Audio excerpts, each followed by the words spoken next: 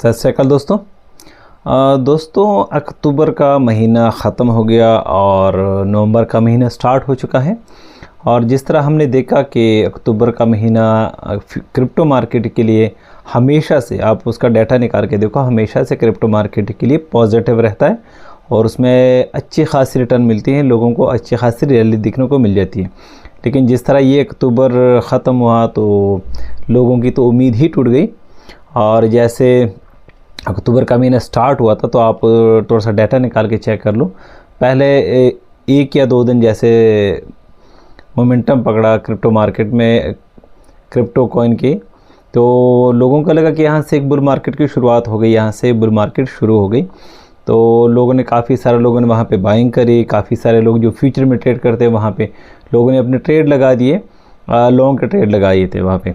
और फिर आप लोगों ने देखा कि वहाँ पे एक न्यूज़ निकल के आती है क्रिप्टो मार्केट के लिए, वो एक बहुत बड़ा क्रैश भी हुआ था उस टाइम पे।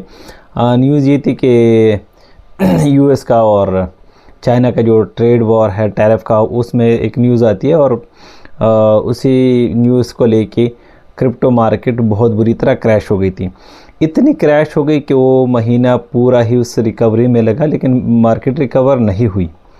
और ये पहला ऐसा मौका था कि अक्टूबर का महीना नेगेटिव में गुजरा, लेकिन अक्टूबर का महीना आप चार्ट उठा के निकाल के देखोगे तो आपको पॉजिटिव मिलता है। तो लोगों का वही माइंड सेट था कि अक्टूबर के महीने में अच्छी खासी रिटर्न मिलेगी, क्योंकि सितंबर का महीना जो है वो क्रिप्टो मार्केट के लिए हमेशा से नेगेटिव मिलता है। तो लोगों का वो था कि चलो सितंबर का तो वैसे भी नेगेटिव है, तो अक्टूबर में उनको कुछ ना कुछ रिटर्न मिल जाएगा।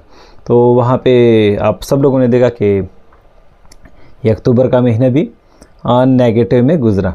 तो अभी क्या होप है लोगों की, क्या उम्मीद है, क्या यहाँ पे कोई उम्मीद रखनी भी चाहिए या नहीं रखनी चाहिए, तो इसी को आज हम डिस्कस करेंगे। तो वीडियो को आपने लास्ट तक देखना है। और अगर आप क्रिप्टो में आना भी चाहते हो या आ चुके हो या आने का सोच रहे हो तो ये वीडियो आपके लिए बहुत इंपॉर्टेंट है, ठीक है।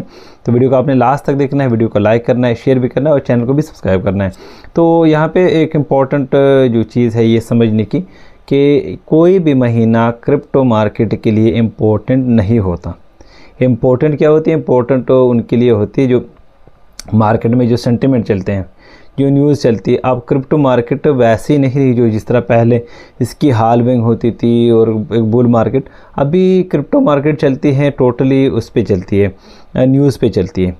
न्यूज़ पे सेंटिमेंट जो आते हैं उसी पे क्रिप्टो मार्केट डिपेंड करती है। अभी तकरीबन लास्ट में जो अक्टूबर के लास्ट में चाइना और अमेरिका का जो मीटिंग भी हुआ था, उससे पहले एफएमसी की मीटिंग हुई थी और रेट कट भी हो गई। 25 बेसिस रेट कट हो गई, जो कि एक पॉजिटिव सेंटिमेंट था और उससे क्रिप्टो मार्केट में एक पॉजिटिव साइन आना चाहिए था। लेकिन क्या हुआ वहाँ पे यूएस के और चाइना की जो प्रेसिडेंट की उसकी मीटिंग हुई और जो मीटिंग का जो रिज़ल्ट निकला तो उसमें क्रिप्टो मार्केट दोबारा से करेक्शन की तरफ चली गई। और अभी भी आप देख लो, आज सुबह से क्रिप्टो मार्केट बहुत ज़्यादा नीचे डाउन जा चुकी है। तो इस कंडीशन में आपको क्या इस मार्केट में मतलब आपको यहाँ पे टिकना चाहिए, एग्जैक्ट करना चाहिए? तो अभी क्या है कि जो मार्केट जैसी पोजीशन पे चल रही है, तो इसमें से आपको तो अगर आपके पास इस तरह के कॉइन है कि जो बिल्कुल उसका कोई यूज़ केस नहीं है, तो उस कॉइन में आपका रिटर्न बहुत मुश्किल है। और अभी जो नवंबर का महीना है, महीना कोई भी फेवरेट नहीं होगा, ये आप याद रखिए। महीना कोई भी फेवरेट है नहीं। तो आपको ग्लोबल की जो न्यूज़ है उस पर नज़र रखनी चाहिए, उसी हिसाब से क्रिप्टो मार्केट मूव करेगी। और जिस तरह मुझे लग रहा है कोई अभी आगे का कोई मूव तो मुझे नहीं लग रहा, लेकिन फिर भी अगर आपने इस मार्केट में एंट्री करनी है या इस मार्केट में आप पहले से एंटर हो चुके हो, तो अभी आपको अपने कॉइन, अगर आपके पास स्ट्रॉन्ग कॉइन है तो ठीक है, उसको आप होल्ड कर दो। अगर आपके पास स्ट्रॉन्ग कॉइन नहीं है तो उसको आप कन्वर्ट कर दो, उसको सेल कर दो। उसमें से कोई जो स्ट्रॉन्ग कॉइन है आप उसको परचेज़ कर सकते हो। तो उससे आपको ये होगा कि अगर मार्केट क्रश भी हो गई तो वो इतना क्रश नहीं होगा, आप उसको बर्दाश्त कर लोगे। और उसमें ये होगा कि मार्केट कभी ना कभी तो रिकवर होनी है, तो मार्केट रिकवर हो जाएगी, आपका जो लॉस है वो रिकवर हो जाएगा। और एक इम्पॉर्टेंट बात कि ये कोई फाइनेंशियल एडवाइस नहीं है, इस पे आप मज़ीद रिसर्च कर सकते हो और अपना डिसीजन खुद बना सकते। अगर आपके पास कोई मीम कॉइन है तो उसका तो मैं शुरू से उसके फेवर में नहीं हूँ कि आप मीम कॉइन में इन्वेस्ट करो, क्योंकि मीम कॉइन से कुछ भी आप रिटर्न नहीं ले सकते। और साथ में आपको फ्यूचर ट्रेडिंग बिल्कुल यहाँ पे अवॉइड करनी चाहिए, क्योंकि जब तक जिस तरह की वोलेटाइल मार्केट है और ख़ास तौर जिस तरह हमने देखा अक्टूबर के महीने में, सितंबर के महीने में, तो आपको फ्यूचर ट्रेडिंग को बिल्कुल ही अवॉइड करना चाहिए। आपने रहना है स्पॉट में, और स्पॉट में भी आपने स्ट्रॉन्ग कॉइन बाय करने कुछ। तो यहाँ पे मैंने कुछ कॉइन शॉर्ट लिस्ट किए हैं जो मैं आपको यहाँ पे शेयर करना चाहता हूँ, और ये हरगिज़ कोई फाइनेंशियल एडवाइस नहीं है, और ये आपके लिए हेल्प करेंगे, क्योंकि अगर आप कॉइन मार्केट पे जाओगे तो वहाँ पे मिलियन के हिसाब से कॉइन है, वो उसमें आप को पता ही नहीं चलेगा कि कौन सा कॉइन आपके लिए हेल्पफुल रहेगा, कौन सा नहीं रहेगा। तो कुछ कॉइन मैंने शॉर्ट लिस्ट किए हैं और इस पर आप मज़ीद रिसर्च कर सकते हो, ये आपके लिए थोड़ा सा ईजी हो जाएगा, और ये कोई फाइनेंशियल एडवाइस नहीं है, ठीक है। और अगर आपके पास जो कॉइन मैंने शॉर्ट लिस्ट किए हैं उसमें अगर आप करोगे तो ये आपका लॉन्ग टर्म का होगा, शॉर्ट टर्म में आप कुछ नहीं बना सकते, क्योंकि जो कॉइन मैं आपको यहाँ पे बताने वाला हूँ उसमें अगर पंप और डंप आप देखो तो बहुत हल्का होगा, क्योंकि उसमें अगर मार्केट क्रश भी होती है तो आपका रिकवर होने का चांस है, वो भी आप बर्दाश्त कर लोगे। उसमें अगर आप भी होगा तो आपको रिटर्न भी उतना नहीं मिलेगा जिस तरह आप मीम कॉइन से एक्सपेक्ट कर सकते हो कि 3x का, 4x का और 10x का, वो बिल्कुल नहीं होगा। लेकिन इसमें से आप रिटर्न भी कर सकते हो, और आपका अगर क्रैश भी होगा तो बहुत नॉर्मल होगा, ठीक है। तो आपने सबसे पहले जितना भी आप इन्वेस्ट कर सकते हो, और ये फिर से अगेन मैं बताता हूँ कि इस मार्केट में आप इतना इन्वेस्ट कर लो जितना आप रिस्क उठा सकते हो, क्योंकि बहुत वॉलेटाइल मार्केट है। और सबसे पहले आपका आएगा बिटकॉइन, क्योंकि क्रिप्टो मार्केट का लीडर है, इसके बिना बिल्कुल क्रिप्टो मार्केट अधूरी है। तो आप बिटकॉइन को कर सकते हो अपने पोर्टफोलियो में 20% के हिसाब से बिटकॉइन आप कर सकते हो। उसके बाद नेक्स्ट जो कॉइन आएगा वो आपका आएगा इथेरियम, क्योंकि बिटकॉइन के बाद कोई आल्ट कॉइन में जो, क्योंकि बिटकॉइन तो बिटकॉइन है, उसके बाद जितने भी कॉइन है सारे आल्ट कॉइन है। तो आल्ट कॉइन में सबसे कोई स्ट्रॉन्ग कॉइन है तो वो है इथेरियम, क्योंकि इथेरियम के ऊपर बहुत सारे टेक्नोलॉजी बनती है, क्योंकि उस पर बहुत सारे एप्लीकेशन बनते हैं, ऐप्स पे उस पर बनते हैं। बिटकॉइन के ऊपर कुछ नहीं बनता, बिटकॉइन अलग ही एक दुनिया का मालिक है, और उसमें आप इथेरियम के ऊपर बहुत सारे एप्लीकेशन बनते हैं। तो इथेरियम सबसे स्ट्रॉन्ग कॉइन है, उसको आप अपने पोर्टफोलियो में 15% कर सकते हो। और उसके बाद अगर कोई कॉइन का नंबर आएगा तो मेरे हिसाब से सोलाना एक बहुत बेस्ट कॉइन है, क्योंकि सोलाना अभी काफ़ी पुराना कॉइन है, तकरीबन उसमें आप कह सकते हैं कि ये बहुत स्ट्रॉन्ग कॉइन है। आल्ट कॉइन में इथेरियम के बाद कोई कॉइन अगर आप कर सकते हो तो आप सोलाना को पिक कर सकते हो, इसको आप 15% के हिसाब से इसको आप पिक कर सकते हो। यहाँ पे सोलाना का भी चार्ट ओपन हो गया, सोलाना का भी आप देख लो। यहाँ पे इस टाइम पे करंट प्राइस तकरीबन 175 के आसपास में चल रहा है, और सोलाना ने तकरीबन इसी 2025 में 249 को टच करके वापस आया। तो ये भी बहुत स्ट्रॉन्ग कॉइन है, और आल्ट कैटेगरी में अगर देखो तो ये नंबर 3 पे आता है और बहुत स्ट्रॉन्ग कॉइन है। तो ये यूज़ होता है ट्रांजैक्शन के लिए, तो इसके ट्रांजैक्शन के जो स्पीड है थोड़ी सी कम थी, तो उसके बाद फिर बहुत सारे कॉइन और भी आ गए थे। तो ये भी यूएसए के अंदर बहुत, इसका ETF भी आप इसका अप्रूव हो गया है। तो इसके क्या अपने पोर्टफोलियो में अगर आपने, जिस तरह मैं अगर पिक करना चाहूँगा तो ये मैं 15% के हिसाब से रखना चाहूँगा।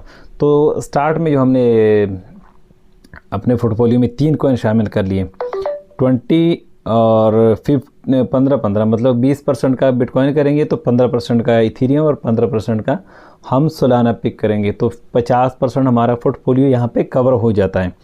सिर्फ 3 कॉइन में हमारा 50% पोर्टफोलियो का होना चाहिए, क्योंकि अगर मार्केट क्रैश पे होती तो आपका इम्पैक्ट आपको ज़्यादा नहीं पड़ेगा आपके ऊपर। तो सोलाना को अपने पोर्टफोलियो में मैं 15% के हिसाब से रखूँगा।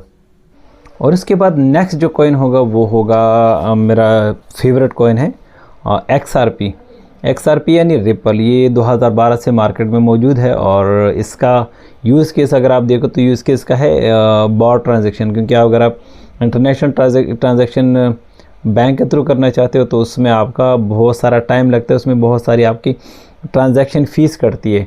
तो उसके लिए अगर आप कोई कॉइन कर सकते हो, XRP बहुत फास्ट करता है ट्रांजैक्शन को, विद इन सेकंड आपका ट्रांजैक्शन हो जाता है। क्रॉस बॉर्डर ट्रांजैक्शन के लिए आप उसको यूज़ कर सकते हो XRP को। XRP के साथ आप एक और कॉइन भी कर सकते हो, कार्डानो उसका कॉइन अगर आप सर्च करोगे तो ADA के नाम से उसका कॉइन मौजूद है। वो इसलिए मैंने दोनों ही सेम कॉइन है, लेकिन कार्डानो के बारे में बहुत कम लोग जानते हैं, तो XRP आप उससे कर सकते हो। XRP का यूज़ केस भी बहुत स्ट्रॉन्ग है और XRP को आप कर सकते हो तकरीबन अपने पोर्टफोलियो में। आप इसको 10% के हिसाब से रख सकते हो या आप 5% के हिसाब से भी रख सकते हो, बहुत स्ट्रॉन्ग कॉइन है। नेक्स्ट अगर आपने किसी कॉइन को पिक करना है तो वो होगा मेरे हिसाब से BNB। BNB के बारे में आप लोग जानते होंगे, BNB एक ऐसा कॉइन है जो कि काफ़ी टाइम से मार्केट में मौजूद है और ये 2017 में क्योंकि बाइनेंस की शुरुआत हुई थी तो उस टाइम से लेकर आज तक मार्केट में है। और ये बाइनेंस दुनिया का बहुत बड़ा एक्सचेंज है, दुनिया का टॉप एक्सचेंज में इसका नाम आता है। तो बाइनेंस का अपना कॉइन है तो इसका भी बहुत स्ट्रॉन्ग कॉइन है, इसका भी आप कर सकते हो, अपने पोर्टफोलियो में शामिल कर सकते हो। और ये टाइम के हिसाब से आपको रिटर्न बहुत अच्छी रिटर्न दे सकता है। इसका भी तकरीबन करंट प्राइस इसका चल रहा है 1050 के आसपास में चल रहा है, तो ये भी बहुत स्ट्रॉन्ग कॉइन है। तो एक कॉइन हमने एक्सचेंज का शामिल कर लिया BNB, और उसके बाद अगर आप कोई किसी कॉइन को आप शामिल कर सकते हो, क्योंकि ये डिसेंट्रलाइज एक्सचेंज का मतलब होता है कि जैसे बाइनेंस वो एक कंपनी कह लो या एक बंदा उसको होल्ड करता है।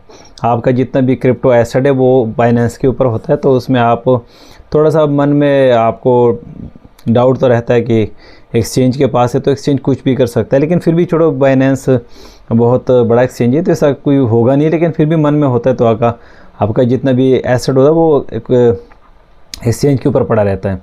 तो इसके बाद जो अभी नैरेटिव चल रहा है डिसेंट्रलाइज, कोई ऐसा एक्सचेंज जिसको कोई बंदा होल्ड ना करे, वो एक ऐसा एक्सचेंज है। उसमें सबसे पहले आता है आपका हाइपर लिक्विड। और हाइपर लिक्विड एक ऐसा एक्सचेंज है जिसमें आपका क्रिप्टो उसमें पड़ा नहीं रहता, उसमें आप अपने वॉलेट में रख सकते हो, अपना वॉलेट कनेक्ट कर सकते हो, उसमें से आप ट्रेड कर सकते हो। तो एक डिसेंट्रलाइज एक्सचेंज है और इसका भी बहुत स्ट्रॉन्ग कॉइन, इसका अपना कॉइन है हाइपर लिक्विड एक्सचेंज का अपना कॉइन है, वो भी बहुत स्ट्रॉन्ग कॉइन है। इसको भी अपने पोर्टफोलियो में शामिल कर सकते हो, क्योंकि इसमें हाइपर लिक्विड में आप स्टॉक को भी ट्रेड कर सकते हो, जैसे एप्पल का स्टॉक है, गोल्ड वगैरह, तो इसको भी आप कर सकते हो। तो हाइपर लिक्विड का यूज़ केस बहुत स्ट्रॉन्ग है, इसका कॉइन भी आप अपने पोर्टफोलियो में शामिल कर सकते हो।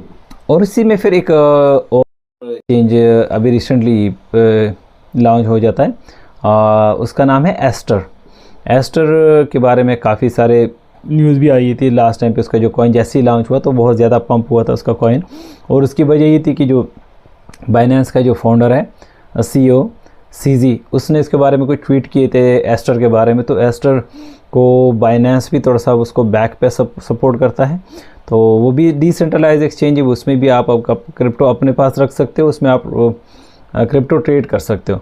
और उसमें सबसे जो इम्पोर्टेंट बात है, क्योंकि उसमें भी आप स्टॉक को भी आप ट्रेड कर सकते हो, तो उसमें आप एप्पल के स्टॉक, गोल्ड, बाकी जितने भी स्टॉक वगैरह है तो उसमें आप उसको कर सकते हो। तो एस्टर का भी फ्यूचर बहुत ब्राइट मुझे लग रहा है।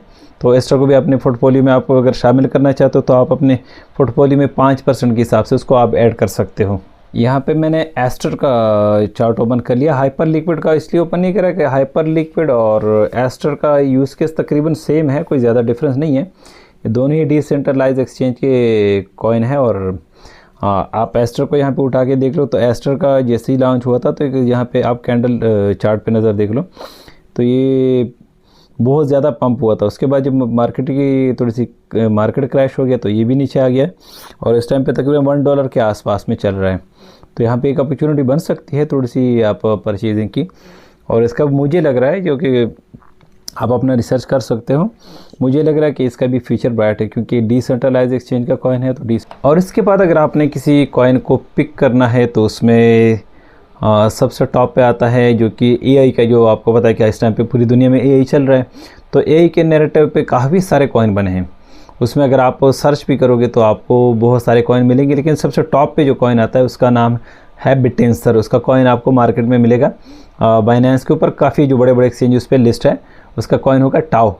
तो टाओ को भी अपने पोर्टफोलियो में आप शामिल कर सकते हो। इसका तकरीबन इस टाइम पे प्राइस चल रहा है 470 के आसपास का प्राइस चल रहा है, और ये अभी रिसेंटली 510 520 को टच करके वापस आया है। तो थोड़ी सी करेक्शन हुई, लेकिन ये बहुत इसका यूज़ की स्ट्रॉन्ग है, क्योंकि यही का आपको पता है कि यही का इस टाइम पे चल रहा है। तो फ्यूचर इसका भी बहुत ब्राइट है, इसको भी अपने पोर्टफोलियो में आप शामिल कर सकते हो। अगर आपने किसी कॉइन को शामिल करना है तो इसके बाद मेरा जो एक कॉइन जो मैं सजेस्ट करना चाहता हूँ, आप इस पे मज़ीद रिसर्च कर सकते हो। सुई को आप शामिल कर सकते हो। सुई भी बहुत पुराना कॉइन है, स्ट्रॉन्ग कॉइन है, और थोड़ी सी करेक्शन हुई अभी इस टाइम जो मार्केट क्रैश हुई, लेकिन ये रिकवरी करेगा और आप इसमें से कर सकते हो। तो सुई को भी आप भी कर सकते हो अपने पोर्टफोलियो में। तकरीबन 5% के हिसाब से आप सुई को भी शामिल कर सकते हो। और लास्ट में अगर कोई इसी कॉइन को मैं शामिल करूँगा तो उसमें जिस तरह आप किसी भी कॉइन में आप ट्रेड कर सकते हो, तो उसका डाटा मतलब पूरी दुनिया में उसका डाटा आप कोई भी चेक कर सकता है। तो उसके बाद कोई जो प्राइवेसी के कॉइन अभी लॉन्च हुए रिसेंटली, उसमें आप थोड़ा सा सर्च आउट कर लो, क्योंकि प्राइवेसी के बहुत सारे कॉइन लॉन्च हो चुके हैं। और उसमें एक कॉइन है काफ़ी पुराना भी है, और उसमें अभी रिसेंटली जिस तरह मार्केट क्रैश हुई तो उसमें बिल्कुल करेक्शन ही नहीं हुई, और वो मार्केट के अगेंस्ट चल के आप उसका काफ़ी सारा वो तकरीबन 5x 10x तक वो हो चुका है। हाँ जी हाँ, मैं बात कर रहा हूँ यहाँ पे जी कैश का कॉइन है जिक। तो उसको आप चेकआउट कर सकते हो। अभी रिसेंटली तकरीबन 1.5 महीने पहले जिस टाइम पे मैंने उसको पिक किया था, तो मेरा भी थोड़ा सा बाद में मैंने इसको पिक किया था अपने पोर्टफोलियो में। जिक कॉइन उस टाइम पे तकरीबन राउंड अबाउट $62 से एकदम मूव होके $100 पे जैसे ही पहुंचा था, तो उस टाइम पे मैंने इसको पिक किया था।